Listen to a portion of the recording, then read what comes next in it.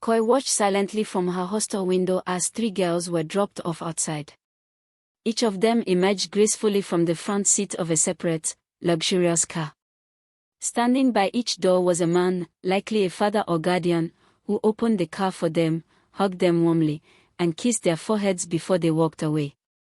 The girls, with swift elegance, approached the perimeter of the school compound, scaled the fence with ease, and disappeared into their hostel. The following day was Saturday, a salon day at the school. The school salon was spacious and well-equipped, bustling with several skilled stylists. However, tradition demanded that no student could get her hair done until the 3 reigning queens, Sandra, Jennifer, and Mona Lisa, had been served. These girls tipped the stylist generously, ensuring they received undivided attention. Only after their hair was perfectly done would the rest of the school be allowed in. Koi, however, came from a humble background. She attended this prestigious all-girls boarding school on a scholarship, an opportunity granted to only 2 girls by the generous Madam Margaret. She and her close friend Inky could barely afford extras. Pocket money was meager, and luxuries like the school salon were far beyond reach. Instead, the 2 friends styled each other's hair in simple patterns and made the best of what they had. Once done, they quietly left the salon lobby and returned to their hostel. But as they walked in, the mocking laughter of Sandra, Jennifer, and Mona Lisa echoed across the hallway. "Look at those ugly monkeys," Mona Lisa sneered. "They think beauty comes for free. Beauty is money." Other students nearby joined in the ridicule. At one end of the dormitory was the lavishly decorated corner of the 3 girls, their beds adorned with artificial flowers and their lockers stacked with snacks and drinks. They sat cross-legged, sipping smoothies and munching on milky popcorn. Koi and Inky quickened their steps, hoping to avoid confrontation. But just as they passed, Inky stumbled and accidentally spilled some smoothie over Mona Lisa's bed. She stood frozen, trembling with fear. "I'm sorry," she stammered. Mona Lisa stood up sharply. "You poor thing," she spat. "Have you ever seen a smoothie in your entire life? That drink costs 10,000 naira, you must pay for it." Koi gasped. "I can't afford that," she whispered. "Then learn to watch your steps," Mona Lisa said coldly and allowed them to pass. The next day in class, as Koi quietly read her book, Mona Lisa approached with an unusually soft tone. "You're quite a studious type, aren't you?" Koi nodded. "Yes, I try my best." "Well," Mona Lisa said with a mischievous grin, "we're going out this weekend. If you come with us, we'll accept you as one of us." Most girls would kill for that chance. "I see something in you, perhaps pity." Koi was confused. "A party?" she asked. Mona Lisa laughed. "Are you the only girl in St. Joggers who doesn't know that we, the 3 partying princesses, never miss a Saturday night out? Rules don't apply to us. Our parents are powerful, even the chief security officer takes orders from us." Koi had always admired the 3 girls, charming, beautiful, and from wealthy families. "Okay," she replied with a hesitant voice. That evening, Mona Lisa sent her some grilled catfish and a smoothie. Koi devoured the meal eagerly. "So this is the life they live," she whispered in awe. Mona Lisa's father was a powerful politician, while Sandra and Jennifer's fathers were influential lawmakers. On Saturday night, for the first time, Koi joined the girls. As she got ready, her friend Inky caught up with her. "You're going to the salon now?" she asked, surprised. "Yes," Koi replied firmly. "Things have changed, Inky." "I thought we agreed to do each other's hair," Inky reminded her gently. "That was before," Koi said. "Things are different now. Don't you think befriending those girls is risky? You could get into trouble," Inky warned. Koi chuckled. "Trouble? I've been in this school over a year, and they've never faced any consequences. They are untouchable. If I join them, I will be too." Inky stood silently. No one volunteered to make her hair anymore. Koi, now fully embraced by the trio, styled her hair with them, walked and talked like them, and began to blend in seamlessly. You must learn to walk with elegance, speak with class, and move your body confidently, Mona Lisa coached. Men notice those things. It decides the kind of gifts and money you'll receive. On Saturday night, the girls met near the school fence and climbed over. A flashy car pulled up. A handsome young man stepped out, hugged Jennifer, and kissed her forehead. "See my baby," he said. "I've missed you." Jennifer entered the front seat. Koi, Mona Lisa, and Sandra took the back. The car took them to a luxurious mansion with glowing lights, manicured gardens, and a shimmering swimming pool. Inside, the grandeur stunned Koi, designer furniture, a live DJ, and a party-ready atmosphere. As her eyes scanned the glamorous scene, she remembered her mother's words, "Avoid men. Focus on your studies. They are only a distraction." But here were these girls, kissing their boyfriends openly, yet never getting into trouble or facing any visible consequences. "Come on," Mona Lisa teased. "Life isn't all about books. Have fun."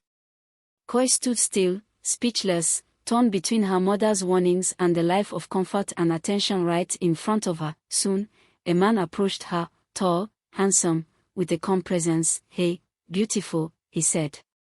"Mind if I join you?" Koi's heart raced. "I'm fine, sir. Thank you." He smiled. "I'm Kay." "What's your name?" "Koi," she replied shyly. "You're beautiful, like an angel," he said warmly. Moments later, the girls returned, whiskey glasses in hand. "Koi," they called. "Hope you're catching on. You didn't even take your drink." Before the night ended, the girls left with gifts, cash, new clothes, gadgets. As they scaled the fence to return, Kay handed Koi a new iPhone and some cash. "Take this, my angel," he said. "Call me anytime." Koi was overjoyed. She had never owned an Android phone, let alone an iPhone. She had finally become one of the happening girls of St. Joggers. Back at school, she called Kay every day. When the other girls were out of the hostel, the three princesses would turn on their gadgets and the girls would often gather in the hostel at night, each calling her boyfriend. Koi, now part of their circle, would also dial Mr. Ken. On his end, he'd answer sweetly, calling her "my angel," "my queen," and showering her with praise. Koi felt thrilled. She had finally become one of the happening girls of the campus. She had left her friend Inky far behind. On their next outing, they met at the usual venue. Each of the girls disappeared into separate rooms with their boyfriends. Only Koi remained in the lounge with Mr. Ken. When he approached her, trying to touch her, she pulled away. "I can't do this," she said softly. "My mother warned me about such things." Mr. Ken's expression turned cold. "Then why are you here?" he snapped. "Give me back the iPhone I gave you." He shoved her aside angrily. When her friends returned, he complained bitterly to them. "Next time, bring me a girl who knows what's up. I don't have time for these village girls who just come here to waste my time." Back at the hostel, Sandra, Jennifer, and Mona Lisa confronted her. "Look at you," Mona Lisa said, sneering. "You've missed your golden opportunity to become a big girl. Why are you acting so childish? Your mother said this, your mother said that," Jennifer mocked. "Do we look like we don't have mothers too? Is your mother here in school with you?" "But, what if I get pregnant?" Koi asked hesitantly. Sandra scoffed. "There's nothing like that. And besides, there are drugs that can flush it out easily." Eventually, Koi gave in. She wanted to be a big girl too. Mr. Ken had even promised to marry her after high school. She began to throw herself at him with reckless abandon. Every Saturday night, they sneaked out, ate, drank, and spent the night with their boyfriends before sneaking back into the hostel. Soon, abortions became routine for Koi. Each time she got pregnant, she used the pills they all relied on to flush it out. As months passed, Koi began slipping. Once a top student, her grades plummeted. She felt weak all the time, often dizzy and close to fainting. She had lost the focus and joy she once had in school. One weekend, after their usual outing, Koi returned to the hostel and noticed her period hadn't come. Weeks passed. She used the pregnancy kit the girls kept hidden. It was positive. Without thinking, she took the abortion pills as usual. But this time, nothing happened. Days passed. She took even more pills. Still, the pregnancy remained. Panic-stricken, Koi told her friends. But they shook their heads. Why are your own issues always different? Mona Lisa snapped. We've been living this life for years and we always handle our business. You've only been with us 6 months, and you already want to drag us into trouble. After that day, they stopped talking to her. Koi was isolated. Her belly was beginning to show. She was over 3 months pregnant. One Saturday night, Koi went alone to Mr. Ken's house, hoping to talk to him. He hadn't answered any of her calls since learning she was pregnant. She was determined to confront him. She knocked on the gate, her heart thudding. To her surprise, a stunningly beautiful woman opened it. I'm looking for Mr. Ken, Koi said, her voice trembling. The woman frowned. You mean Ken, our driver? Koi blinked in shock. Driver? Yes, the woman said. I'm Madame Loretta. We've been away on vacation for 6 months. That's probably when he started bringing girls here, pretending this was his house. Koi stood frozen. I'm pregnant for him, she whispered. Madame Loretta laughed bitterly. You're the 3rd girl who's come here with that same story. My dear, Ken has a wife and children in the village. You were fooled. Koi sank to the ground, hands on her head. She wailed uncontrollably. Do you have a mother? Madame Loretta asked. Yes, Koi answered through her sobs. Then go back to her, she said gently. Before it's too late. Koi wandered the streets in despair. She couldn't face her mother, not after everything. But she also couldn't stay. Her money wasn't enough to return to the village. Defeated and confused, she returned to the hostel, climbing the school fence as usual. Lying on her bed, she thought deeply.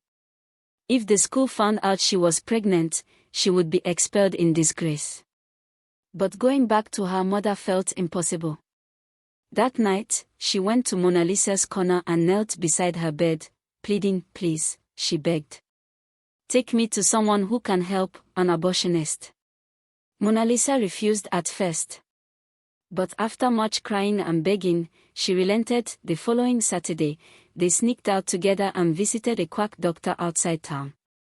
The man examined Koi and shook his head. This pregnancy is over 4 months now. It's very risky. Please, Mona Lisa pleaded. Help us. Just this once. After a long pause, the man agreed. Before dawn, the abortion was done using crude, dangerous tools. As they returned to the hostel, just before they reached the gate, Koi suddenly slumped. Blood poured from her beneath. Screams erupted. Other students raised the alarm. The school authorities rushed over and took her to the hospital. Doctors tried everything: emergency surgery, blood transfusions. Her parents were contacted, but it was too late. Koi died on the operating table, her young body unable to recover from the damage done. Moral of the story: young girls, slow down. Focus on your studies. Listen to your mother's voice, even when it seems far away. Avoid friends who lead you astray or mock the wisdom of your parents. If you've made mistakes, don't hide them. Go back to your parents. It is far better to face their temporary disappointment than to take dangerous shortcuts that may end your life.